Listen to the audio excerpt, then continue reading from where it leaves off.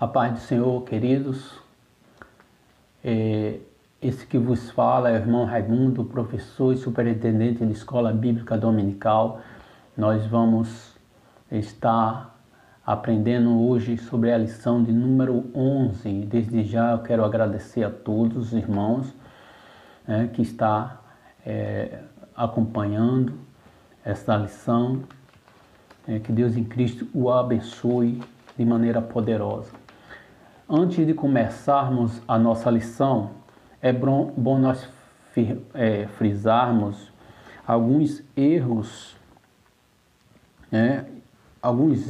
que se encontram na lição, como é uma lição que os professores estarão ali ensinando. Então eu achei muito bom a gente estar frisando alguns erros que, ao meu ver, se encontram na lição. No tópico 2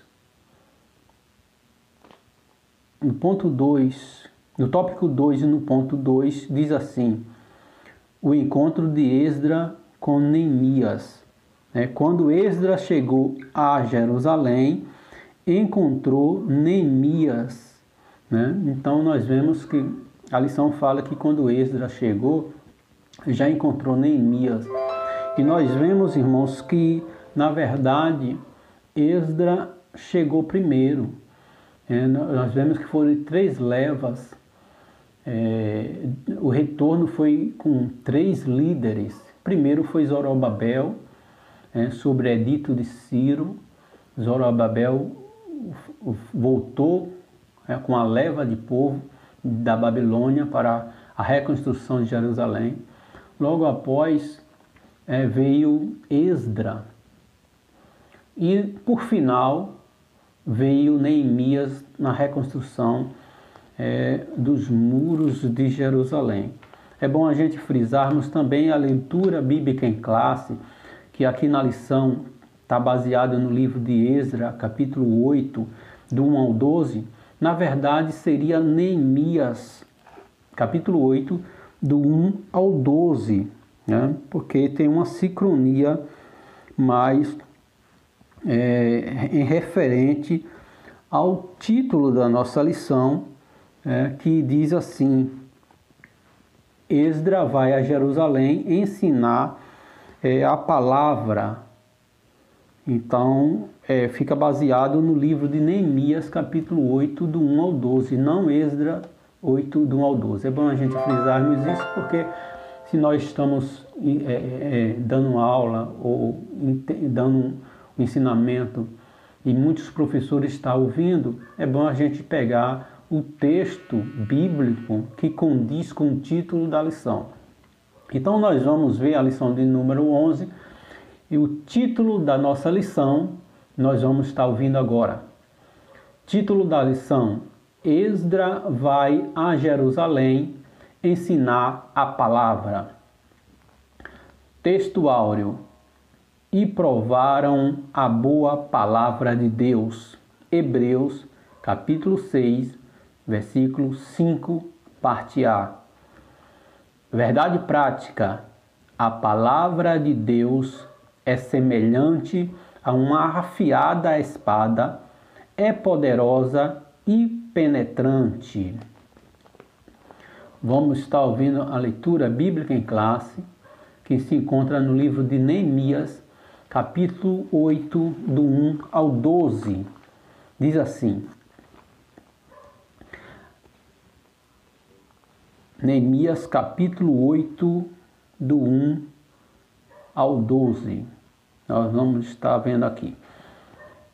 Em chegando o 7º mês, e estando os filhos de Israel nas suas cidades, todo o povo se ajuntou como um só homem na praça, diante da porta das águas, e disseram a Esdras, o escribas, que trouxesse o livro da lei de Moisés, que o Senhor tinha prescrito a Israel. Esdras, o sacerdote, trouxe a lei perante a congregação, tanto de homens como de mulheres, e de todos os que eram capazes de entender o que ouviam. Era o primeiro dia do 7º mês. E leu no livro diante da praça, que está fronteira à porta das águas, desde a alva até ao meio-dia, perante homens e mulheres, e os que podiam entender, e todo o povo tinha os ouvidos atentos ao livro da lei. Esdra, o escriba, estava num púlpito de madeira, que fizera para aquele fim. Estavam de pé junto a ele, à sua direita, Matatias, Sema, Anaías, Urias, Ilquias e Manasseias e Maceias, e à sua esquerda, Pedaías, Misael, Malquias, Rassum, Rasbadana, Zacaria e Mesulão. Esdra abriu o livro à vista de todo o povo, porque estava acima dele. Abrindo-o, todo o povo se pôs de pé. Esdra bendisse ao Senhor, o grande Deus, e todo o povo respondeu: Amém, Amém. E levantando as mãos, inclinaram-se e adoraram ao Senhor com o rosto em terra. E Jesua, Bani, Serabias, Jamim, Acube, Sabetai, Odias, Maceias, Quelita, Azarias, Josabade, Anã, Pelaías, e os levitas ensinavam o povo na lei, e o povo estava no seu lugar. Leram o livro na lei de Deus, claramente dando explicações de maneira que entendesse o que lia. Neemias, que era governador, e Esdra, sacerdote e escriba, e os levitas que ensinavam todo o povo lhe disseram: Este é dia consagrado ao Senhor, vosso Deus, pelo que não pranteeis nem choreis, porque todo o povo chorava ouvindo a palavra da lei. Disse-lhe mais: Ide, comei carnes gordas, tomai bebidas doces e enviais porções aos que não têm nada preparado para si, porque este dia é consagrado ao nosso Senhor. Portanto, não vos entristeçais, porque a alegria do Senhor é a vossa força. Os levitas fizeram calar todo o povo, dizendo: Calai-vos, porque este dia é santo, e não estejais contristado. Então todo o povo se foi a comer e beber, e a enviar porções e a regozijar-se grandemente, porque tinha entendido a palavra que lhes foram explicada. Nós vamos estar lendo o primeiro tópico, na introdução da nossa lição, alguns pontos para que nós possamos avançar no nosso estudo. Artaxerxes envia Esdra. A introdução diz assim: o grande valor do ensino da palavra de Deus é o assunto dessa lição. Veremos como o governo da Pérsia enviou Esdra a Jerusalém a fim de verificar se a vida eclesiástica dos judeus estava conforme a lei de Deus. Querido, Esdra estava ciente de que para iniciar a reconstrução religiosa do povo era necessário começar pelo ensino da palavra de Deus. Sem a palavra de Deus, o povo fica sem identidade espiritual e moral. Neemias, no capítulo 8, versículo 8, nós vemos isso. Abrir o livro da lei, o povo logo em reverência parou para ouvir. É imprescindível que na casa do Senhor haja, as pessoas estejam atentas para ouvir a voz de Deus através da sua palavra. O primeiro ponto da nossa lição diz assim: Artaxerxes envia Esdra. Os judeus sob o domínio dos persas. Quando o reino da Pérsia derrotou a Babilônia, os judeus que viviam naquele lugar passaram automaticamente ao domínio do governo persa. Os judeus puderam logo constatar que os persas eram mais brandos do que os babilônicos, né? E aí o ponto 2 diz assim: Esdras é enviado a Jerusalém para ensinar a lei de Deus. No seu contato com Esdras, escriba e sacerdote, o rei ficou impressionado com o elevado grau de conhecimento que Esdras possuía na lei de Deus de Israel e quis, junto com ele, seus 7 conselheiros, enviá-lo a Jerusalém a fim de inquirir acerca da situação espiritual dos residentes ali. Aos judeus, sobre o domínio dos persas, nós vemos o ponto 1 falando que os judeus estavam sob o domínio persa nessa época. O ponto 2 fala que Esdras é enviado a Jerusalém para ensinar a lei de Deus. No tempo de Esdras, o povo se juntou na praça para ouvir a palavra de Deus. Houve o maior avivamento ocorrido em Jerusalém nessa época. Nisso nós devemos constatar que o líder ele deve ser apto a ensinar. Não basta apenas conhecer a palavra. É preciso conhecer a palavra, mas é preciso também vivê-la. É mais sábio um novo convertido que aceita Jesus hoje, aprendeu um versículo e pratica, do que aquele crente, aquele cristão que tem anos de igreja, conhece a Bíblia de Gênesis, Apocalipse, mas não pratica aquilo que aprendeu, né? Então isso é bom a gente salientarmos, como é bom a gente aprender a palavra de Deus e praticar aquilo que nós aprendermos. Não vale de nada nós passarmos muito tempo, anos na igreja e a gente não pratica aquilo que nós aprendemos. O terceiro ponto diz assim: a importante carta que o rei enviou com Esdras. O rei enviou com Esdras uma carta escrita em aramaico que está registrada em Esdras, capítulo 7, do 12 ao 26. Através dessa carta, o rei decretou, a qualquer judeu que assim desejasse poderia acompanhar Esdras a Jerusalém. Os que fossem a Jerusalém poderiam levar consigo o ouro, a prata voluntariamente, dados pelo rei e seus conselheiros, ou dados como oferta voluntária. Irmãos, nós vemos essa importante carta que o rei Artaxerxes deu a Esdras para que ele pudesse retornar a Jerusalém com ouro, com prata, com os utensílios de ouro que Deus havia, que era do templo do Senhor. O povo estava em pecado. Se nós formos analisar, antes mesmo da destruição de Jerusalém, o povo estava em pecado.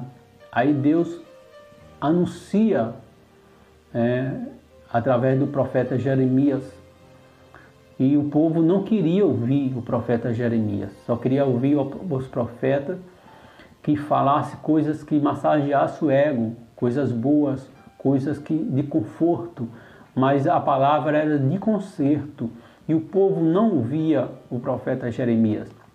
Então, Jeremias, assim, enviado por Deus, anuncia 70 anos de cativeiro do povo lá na Babilônia, porque o povo estava em pecado. Então, Deus usa o rei Nabucodonosor como um vara de punição.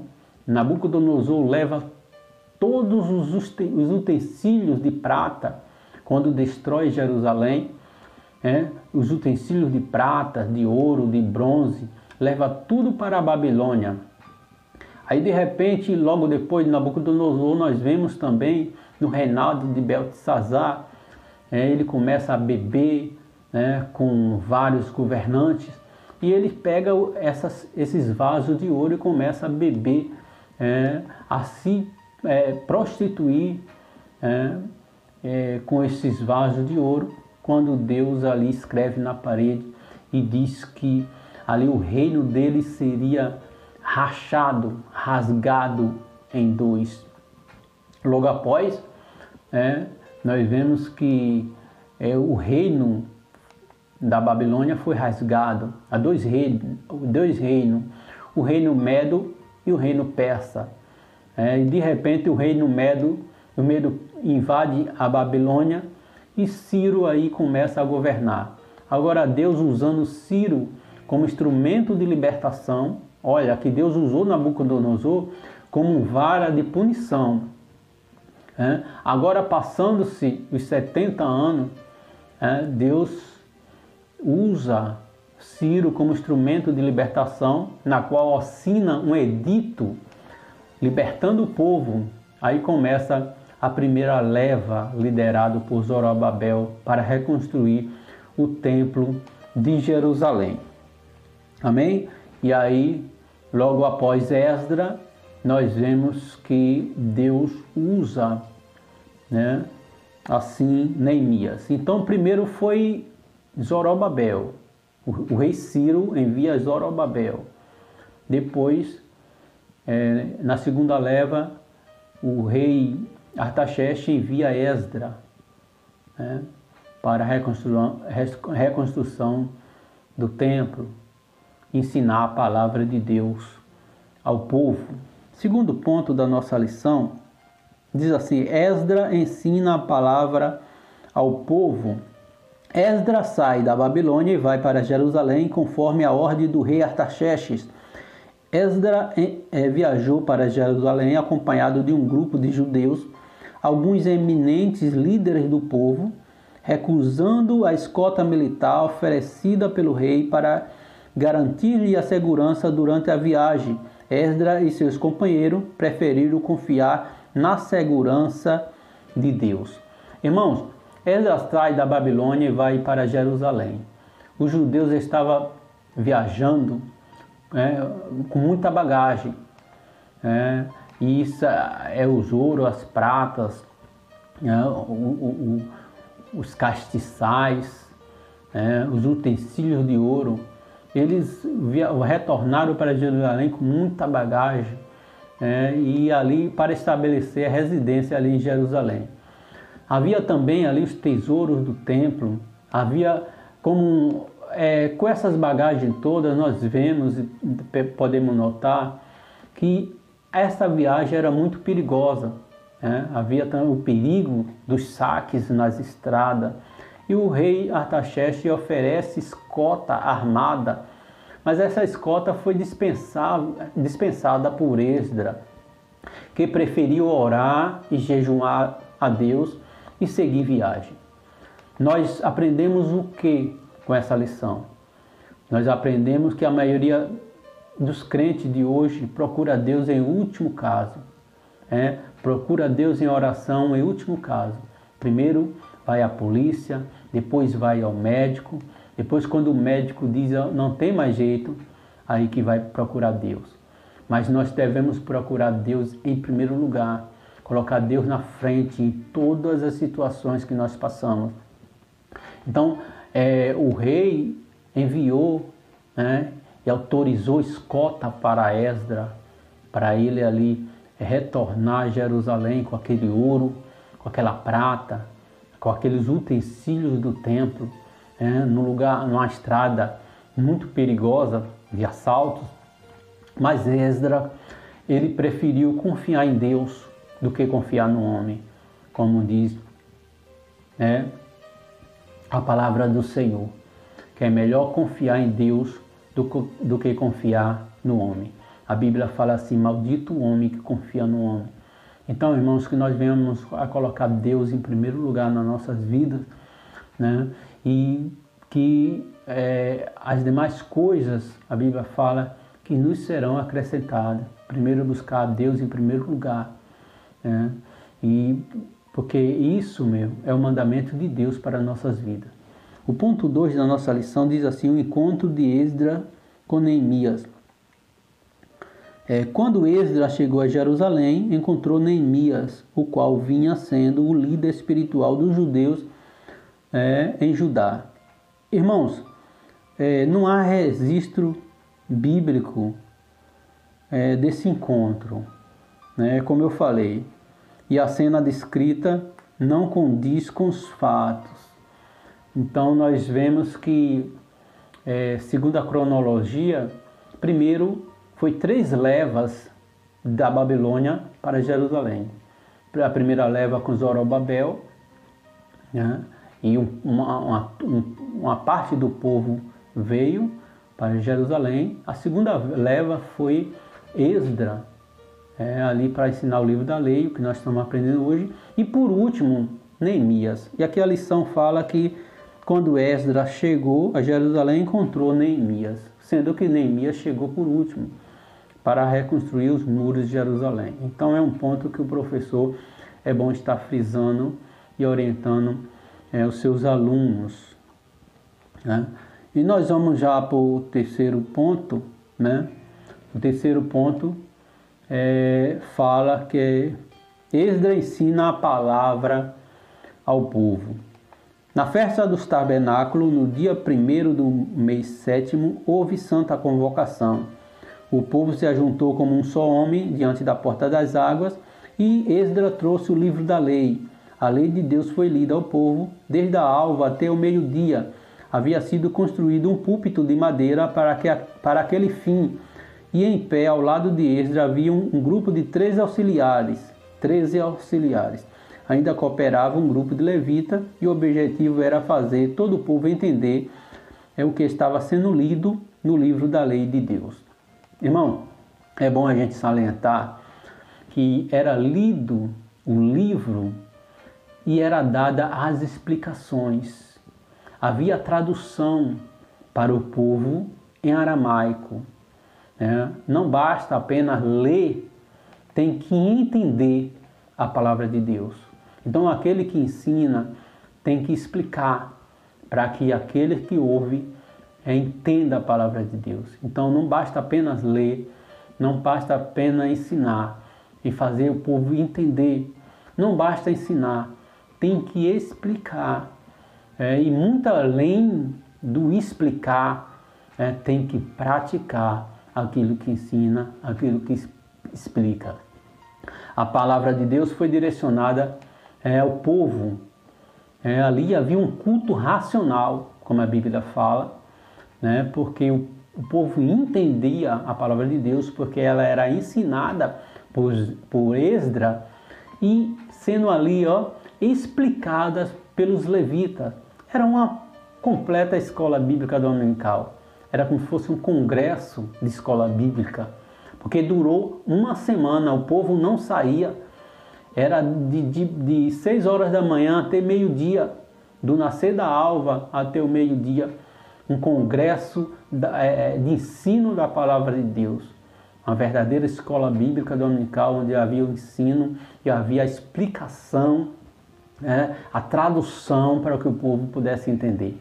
A Bíblia diz que para a gente oferecer o nosso corpo como sacrifício vivo, santo e agradável a Deus, é o nosso culto racional, ou seja, com raciocínio. A Bíblia fala que Jesus entrou no templo e começou a colocar ordem no templo, porque o povo estava oferecendo sacrifício de qualquer maneira. Antes, se nós formos analisar, o cordeiro era separado e analisado para ver se não tinha nenhuma falha, nenhuma mancha, para ser oferecido a Deus, para ser oferecido o melhor a Deus. Já no tempo de Malaquias, a Bíblia fala que Deus não recebe, porque me ofereceis sacrifício de animais coxo, aleijado. Então, irmãos, aqui baseado em que nós temos a oferecer o nosso corpo com sacrifício vivo, nós somos a oferta de Deus. Não é de qualquer jeito que a gente ensina a palavra, não é de qualquer jeito que a gente entra na casa do Senhor, que nós vamos falar com Deus. Jesus entra no templo, já não havia aquele tempo que o povo escolhia o cordeirinho e olhava, analisava, e se esse cordeiro tinha alguma mancha, tinha alguma falha, ele tinha que ser perfeito para que oferecesse o melhor a Deus. E quando Jesus entra no templo, já havia ali os vendedores. As pessoas já não tinham mais o trabalho de ir, de criar o cordeiro com todo carinho, cuidado. Já chegava lá e dizia assim, quanto é? Porque os mercadores já estavam vendendo ali no templo. E Jesus coloca a ordem dizendo, a minha casa é chamada casa de oração. Então, irmãos, aquela oferta, a Bíblia fala que o Cordeiro de Deus simboliza Jesus, mas nesse sentido de que a palavra fala que nós devemos oferecer a Deus um sacrifício vivo, santo e agradável a Deus, com o nosso culto racional, ou seja, nós, nesse caso aí, nós somos a oferta, que temos que ofertar o melhor para Deus. Temos que nos preparar antes de entrar na igreja, nos preparar a nossa vida, pedir a Deus, já ir com foco de adoração, um pensamento de adoração, desde casa, para oferecer o melhor a Deus. Não chegar lá de qualquer jeito e louvar e pregar a palavra, mas nós temos que nos consagrar antes para ofertar a Deus a nossa vida como sacrifício vivo, santo e agradável a Deus, que é o nosso culto racional. Ali havia um culto racional, porque Esdras pregava, ensinava a palavra de Deus e os levitas explicavam, o povo entendia a palavra de Deus. Muitos que estão pregando a palavra de Deus, que os ouvintes sequer entendem o que está sendo falado, porque não há uma explicação da palavra de Deus. Amém? Então o ensino foi uma maravilha, porque o povo entendeu, o povo não arredava o pé durante 7 dias. Então foi uma maravilha, e o povo regozijando, e houve um grande avivamento ali em Jerusalém. O ponto 4 do tópico 2 diz assim, o ensino foi maravilhoso. O povo, ao ouvir a leitura, começou a chorar e a lamentar-se. Neemias e Esdras tiveram que intervir, exortando que se alegrasse no Senhor, porque a alegria do Senhor é a nossa força. Fizeram um púlpito ali de madeira, acima do pregador Esdras, porque quem tem que brilhar é a palavra, não o pregador. Foram 7 dias de 6 horas por dia. Houve um verdadeiro congresso, o povo não arredava o pé, houve um grande avivamento naquele dia. Esdras orava a Deus, o povo em adoração dizia amém, amém, e se prostrava em adoração ao nosso grande Deus.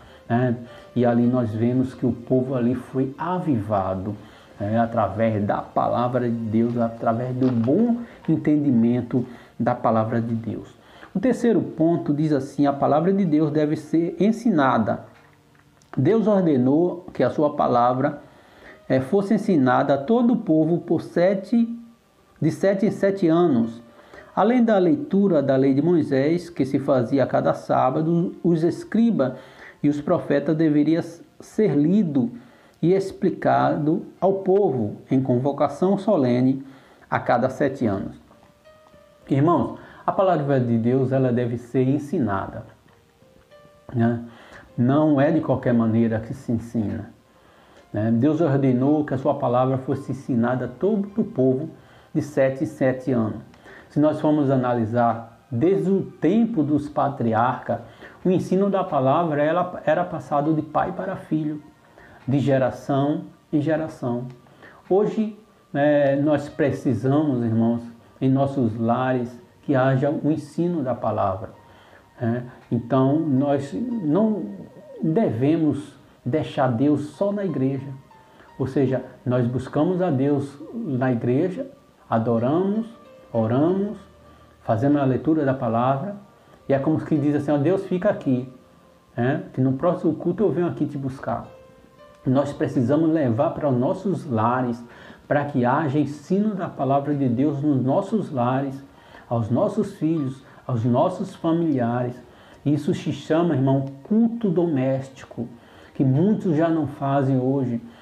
Deve se reunir com a sua família, com seus filhinhos, ensinar a palavra, porque desde os patriarcas a palavra de Deus era passada de pai para filho, de filho, e aí os filhos iam aprendendo a palavra de Deus de geração em geração, e hoje nós temos a palavra de Deus em nossas mãos. Então, faça culto doméstico, ensina a palavra de Deus aos seus familiares. Né? A Bíblia fala, irmãos, que Paulo e Silas estavam na prisão, né? Aí diz que ele estava adorando, louvando o Senhor, e o templo ali, houve um grande terremoto, e as cadeias se abriram, o carcereiro ficou atemorizado, e o carcereiro falou assim: o que eu farei para ser salvo? E aí o servo do Senhor fala: crê no Senhor Jesus, será salvo tu e tua casa. Aí muitos veem esse versículo como uma promessa, uma profecia, ou seja, se você é crente, automaticamente toda a sua casa vai ser também. Mas se você seguir, irmãos, lendo esse versículo, nós vemos que Paulo e Silas foi à casa do carcereiro, pregou a palavra a toda a família, e aí a família foi salva. Então nós devemos levar a palavra para os nossos lares, levar a palavra de Deus para a nossa família através do culto doméstico. Amém? Nós vamos estar lendo o segundo ponto da nossa lição, que diz assim: Jesus, terceiro tópico, segundo ponto, Jesus ordenou o ensino da sua palavra. Na grande comissão, Jesus ordenou que seus discípulos ensinassem todas as nações a guardarem tudo o que ele tinha mandado. Queridos, Jesus ordenou o ensino da sua palavra. Todos nós temos um chamado específico ou geral, né? Alguns têm um chamado específico, como diz lá em Atos: separa para mim a Paulo e Barnabé, né? O Espírito Santo fala. Como tem um chamado geral, né? Ida a todo mundo, isso é para todos os servos do Senhor. Então temos o chamado específico e o chamado geral de ensinar a palavra de Deus, a palavra que liberta. Tanto o ensino da palavra de Deus, não só ensinar, né? Então nós somos chamados para levar a palavra de Deus, mas algo muito interessante, muito valioso que Jesus fala também, e a palavra de Deus fala, é o testemunho cristão. Nós devemos levar a palavra de Deus e ser testemunho de Cristo, ou seja, dar um bom testemunho. Nessas horas conta muito o testemunho. No livro de 2 Coríntios nós vemos que a Bíblia fala que nós somos carta aberta, lida por todos. A Bíblia fala que a mulher crente, ela ganha um marido descrente, sem palavra, só através do testemunho, através do jeito de ser, através da procedência, através do falar, através do andar, olhar com o olhar de Jesus, andar com o andar de Jesus, agir com o agir de Jesus, pensar com o pensar de Jesus. Então, esse chamado que Deus fala, e nós devemos ensinar a palavra de Deus a toda criatura. Nós devemos levar a palavra também, mas dando um bom testemunho daquilo que nós fazemos, para que as pessoas olhem em nós e vejam e sintam a presença de Jesus. O terceiro ponto do terceiro tópico diz assim: o apóstolo Paulo conhecia a importância do ensino da palavra. Vejamos: conjuro-te, pois, diante de Deus e do Senhor Jesus Cristo, que pregues a palavra, o que de mim, entre muitas testemunhas ouviste, confia-o a homens fiéis, que seja idôneo para também ensinarem aos outros. Né? Irmãos, alguém disse certa vez que o púlpito é o trono de Deus, de onde Deus governa a sua igreja. Quem prega a palavra precisa pregar a palavra com base, né, puramente na Bíblia. A palavra de Deus tem que ser baseada puramente na Bíblia. Então, que nós possamos ver a importância do ensino da palavra de Deus em nossas vidas e assim praticar, para que nós possamos não ser apenas ensinadores da palavra de Deus, mas praticantes da mesma. E que as pessoas que nos ouçam, que ouçam a palavra de Deus, não seja também apenas ouvinte, mas que seja praticante da palavra de Deus. Mas como é que eles vão praticar? Vendo os líderes como exemplo, como testemunho da presença de Deus na vida de cada um. O quarto tópico, por fim, diz assim: resultados do ensino da palavra de Deus. O ensino da palavra de Deus gera temor a Deus. Deus falou: ajunta-me o povo e os farei ouvir a minha palavra, para que me temam todos os dias que na terra viverem. Guarda o mandamento do Senhor para o temer. Então nós vemos aqui no quarto ponto da nossa lição, quarto tópico, o resultado do ensino da palavra de Deus. O ensino da palavra de Deus gera temor, gera temor na vida daqueles que ouvem. A Bíblia é a revelação de Deus para a humanidade. A palavra de Deus, a Bíblia fala que é martelo que esmiuça a rocha, que esmiuça a penha. Não tem coração de pedra que a palavra de Deus não quebre. O governo tenta, às vezes, ressocializar os presos. Aí eles entram como ladrão de galinha nos presídios, saem como ladrão de banco. Não conseguem, mas Jesus transforma vidas. E as coisas velhas se passaram, eis que tudo se tornou novo, porque aí é gerado através da palavra de Deus uma nova vida naqueles que ouvem a palavra de Deus. O segundo ponto diz assim, da nossa lição: o ensino da palavra implanta normas espirituais nos crentes. Essas normas dão forma às manifestações da nossa vida, daquele que se converte, naquele que, pela operação do Espírito Santo de Deus, passa a andar nos estatutos de Deus. Irmãos, o ensino da palavra nos implanta normas espirituais automaticamente. Porque aqueles que teve um encontro com Deus, automaticamente a vida deles são transformadas. Jesus falou a Nicodemos: necessário é nascer de novo. O novo nascimento, ele vem através da transformação que o Espírito Santo faz na nossa vida através da palavra. No cartório de Deus agora, nós somos recém-nascidos, assim que nós aceitamos Jesus. E aí, no cartório de Deus é colocado o seu novo nome, o nome do seu pai, o nome da sua cidade. E o cartório de Deus, lá tem a certidão de nascimento, a sua certidão de nascimento, o seu pai, o seu nome e a sua cidade. Irmãos, nossa cidade não é aqui, nós estamos aqui de passagem. Então, no livro da vida, e a certidão de nascimento também é reconhecido como o livro da vida. Assim que quando nasce a criança, seu nome é colocado ali na certidão, é o livro da vida.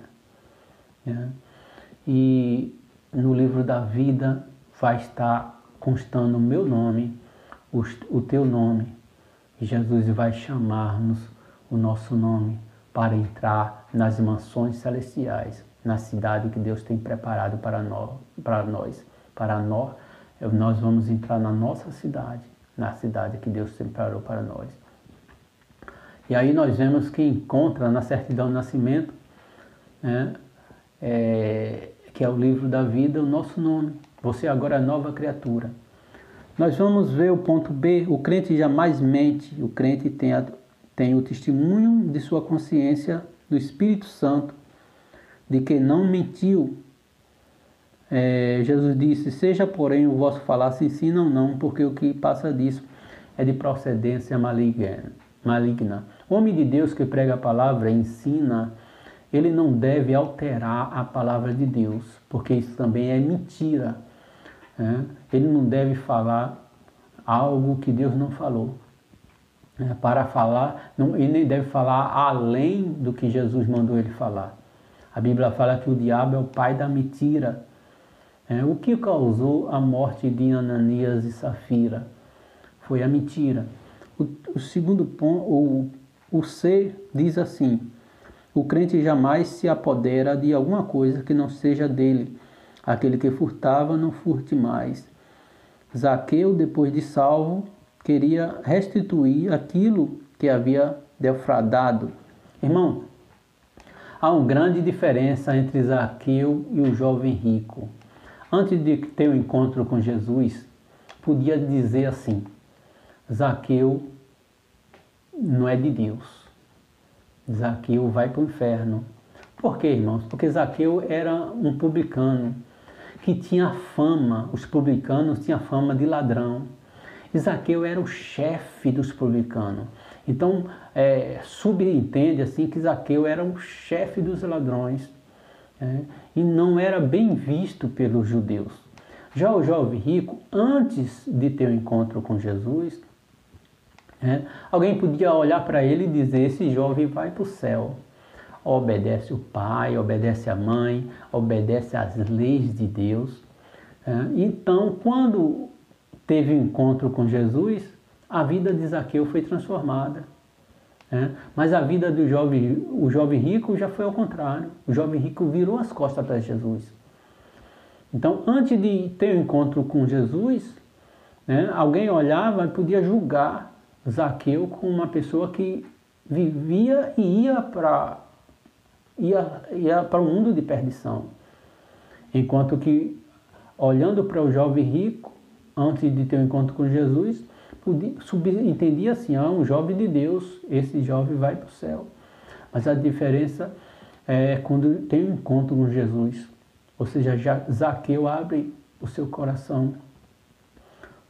Há uma transformação na vida de Zaqueu, mas não há uma transformação na vida do jovem rico. Então Jesus estende a mão oferecendo a salvação ao homem, e o homem arrependido estende pela fé as suas mãos para receber essa grande e maravilhosa salvação que é dada por Deus. Então, queridos, depende do homem também. Ou seja, todo feito foi feito por Cristo. Não há merecimento humano do homem. Mas esse feito foi todo feito por Cristo, a salvação. Agora Jesus estende as mãos, dizendo assim: receba a salvação. Aí agora depende de cada um estender pela fé as suas mãos e receber esse presente que foi dado de graça para nós, que é a salvação, mas que para Cristo foi um tão grande preço. Foi muito caro. O ponto que diz: o ensino da palavra dá conhecimento. A igreja de Corinto foi enriquecida porque, pelo ensino da palavra de Deus, havia recebido conhecimento. Pelo que podemos saber que nos é dado gratuitamente por Deus. O conhecimento, irmãos, abre as portas. O crente só não pode conhecer o mal, como eu falei. Como Deus falou para Adão e Eva: de todas as árvores do jardim vocês podem comer, mas da árvore do conhecimento do bem e do mal não, porque no dia que vocês comerem vocês vão morrer. E ali eles não ouviram a voz de Deus e deu lugar o diabo, e ali eles conheceram o mal também. Mas nós vemos, irmãos, que o conhecimento, quando Salomão pede com a humildade, ele não queria riqueza, não queria fama, mas queria apenas conhecimento, sabedoria para conduzir o povo. E aí Deus, além de sabedoria, deu riqueza, deu tudo. Irmãos, o conhecimento, a pessoa sem conhecimento, ele é um cego também. Porque você chega diante de um ponto de ônibus, e se você olhar uma pessoa analfabeta, olhando, esperando o ônibus, e um cego de nascença do lado, esperando o ônibus também. Quando o ônibus passar, o analfabeto não vai saber também para onde o ônibus vai, assim também como o cego não vai saber para onde o ônibus vai.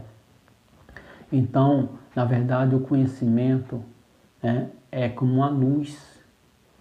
Né? O conhecimento é como uma luz para a gente enxergar, né, aquilo que Deus nos mostra. Então, leia a palavra de Deus, estude a palavra de Deus, né?